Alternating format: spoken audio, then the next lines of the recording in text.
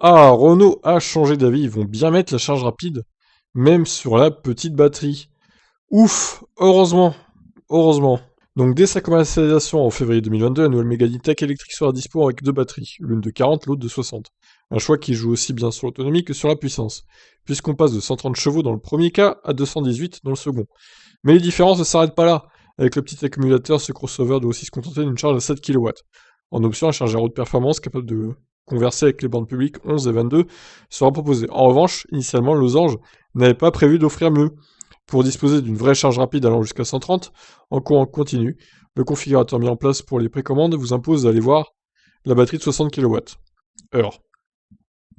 C'était sans compter les critiques venues d'Allemagne. Les bornes 22 kW sont en effet une spécificité essentiellement française, liée notamment à l'essor de la Zoé, qui avait opté pour ce type de charge. Outre-Rhin, en revanche, ce type d'installation est rare.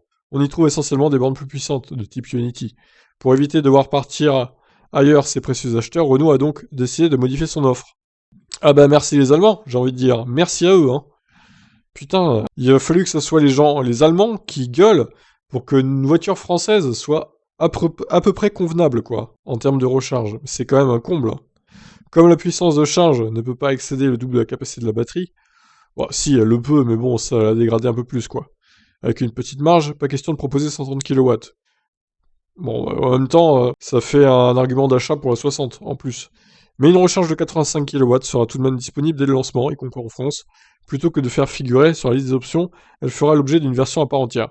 Une façon de mieux affronter sa principale rivale, la ID3, dont l'entrée de gamme pure accède jusqu'à 50 kW de série. Reste à connaître le surcoût demandé par rapport à l'actuelle déclinaison standard charge limitée à 7 kW, dont les tarifs devraient débuter autour de 34 000 euros. Bon alors attendez, que je comprenne bien là, ils disent qu'il fera l'objet d'une version à part, c'est-à-dire qu'il y aura quand même une version qui n'aura pas de charge rapide. Ils vont vraiment commercialiser quand même une 40 avec 7 kW seulement de charge. C'est pas clair, hein, c'est pas très clair.